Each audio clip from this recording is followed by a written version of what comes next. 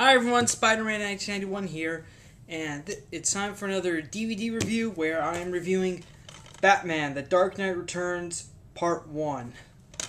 This is the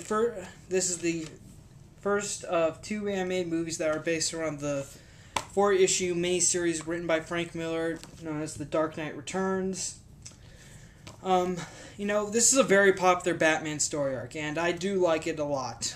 When someone did ask me, when I was doing my Batman top 5 videos, someone asked me why The Dark Knight Returns wasn't on there, and the truth is, I really don't consider this part of my top 5 because it takes place in a timeline that's like outside normal continuity, so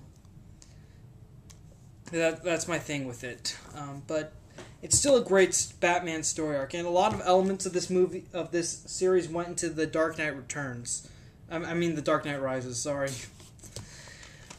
Okay, so what happens in The Dark Knight Returns covers the first two issues of the 4-issue miniseries.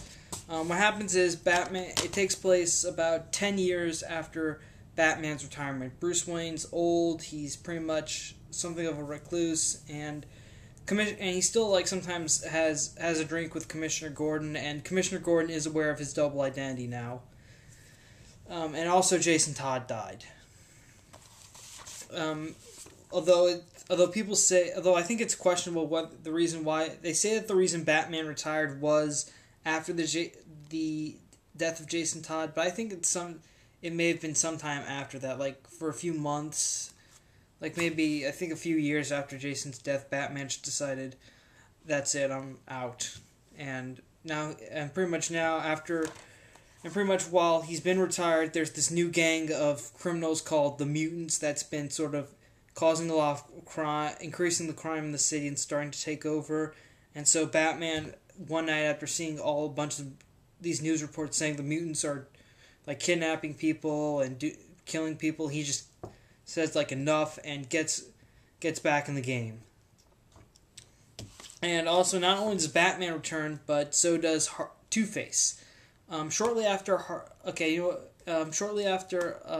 should have said this, but spoiler, but I should have said this at the beginning of the video, but I will be talking about spoilers. I'm sorry, I should have said this at the beginning, but, this has been around for a while, and I think a lot of Batman fans have heard of it, or at least read it by now.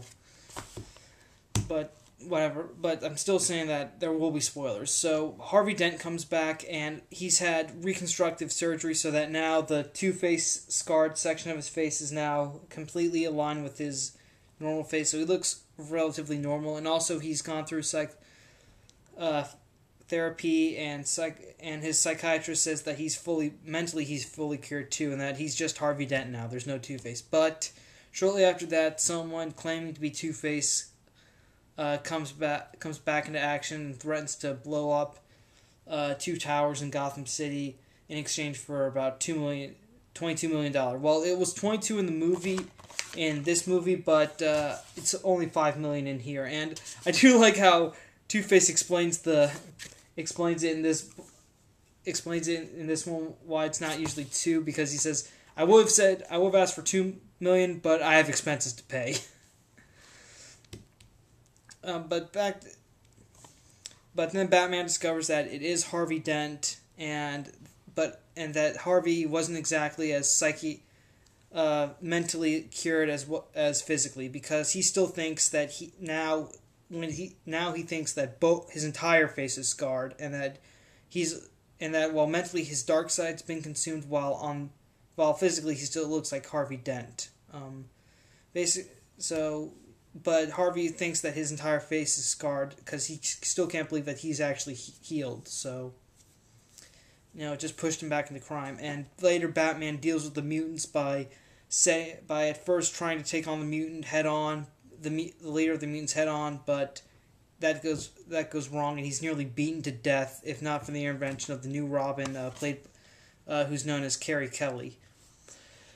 And so, eventually, with Robin's help, Batman is able to get into another battle with the mutant leader, but this time he thinks more strategically, and he's able to beat be the New Mutant and defeat him. And once that happens, pretty much all the mutants decide. All the mutant leaders eventually just like break off from the mutants and start swearing their allegiance to Batman and calling themselves like this new gang called the Sons of Batman.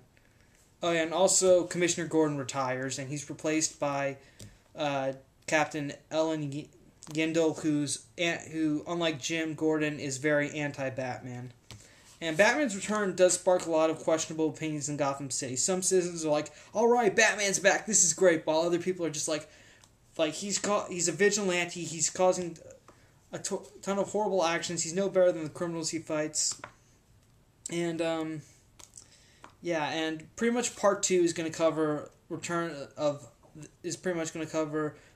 the Joker and also how Batman's actions Batman starts to become more violent and more outspoken, and then eventually the government calls in Superman to help deal with it, and that's when I think we have one of the most popular Superman Batman fights is in this book.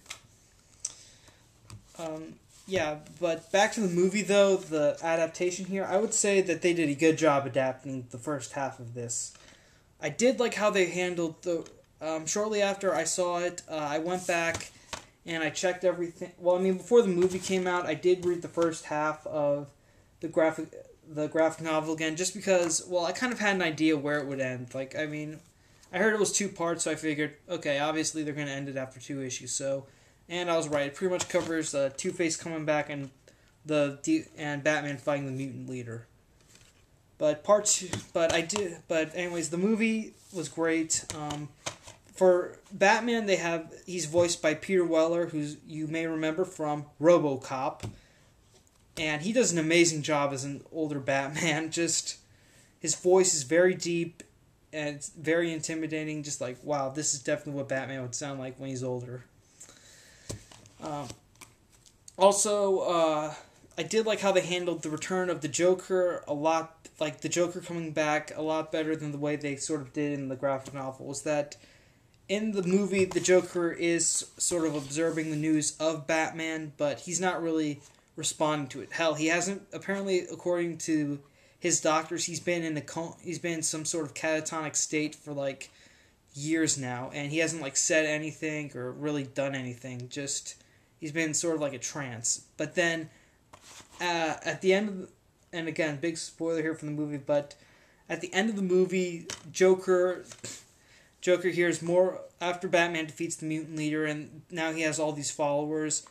Joker's just kind of like suddenly again and says, and pretty much just looks at the TV and says like, "Batman, darling," and that's like, okay, Joker's back. This is not good.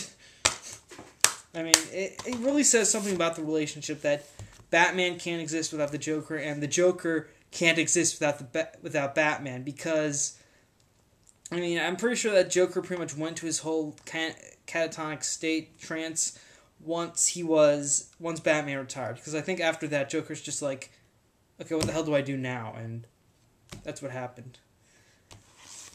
I would say that this is a great movie. I mean, I remember when I watched the preview for this from Superman from the last DC animated movie, when they were talking about, when like guys like Bruce Timm and Andrea Romano were talking about like what they were going to do. Bruce Timm said like this was definitely one of the biggest Batman story arcs, and they want to get it right. And you know, as far as splitting it up into 2 parts, I think that's great. Although I think it's great though, but this movie's only about an hour and 16 minutes long. So, you know, I feel like they could have done it with another part, but I later checked the runtime on the second part, and apparently it's going to be longer, like 95 minutes. So, maybe I think it would have been better if you could get this as a 2-parter, as like 2 parts, but oh well. At least they're doing this, and they are doing a real bang-up job with this. I mean, it's not like the Year One animated movie where it was almost a word-for-word adaptation, but, you know, this is very great. This is still a very great adaptation. You can watch. They also released the trailer to Part 2 this Saturday from New York Comic Con. It's online. It's on YouTube right now, so I'm pretty sure you type in The Dark Knight Returns Part 2 trailer and it'll come up. As far as when Part 2 is going to be released, I think it is going to be in 2013. However, I'm not so sure if they meant if. I think originally it was going to be winter of 2013, but I think now they pushed it.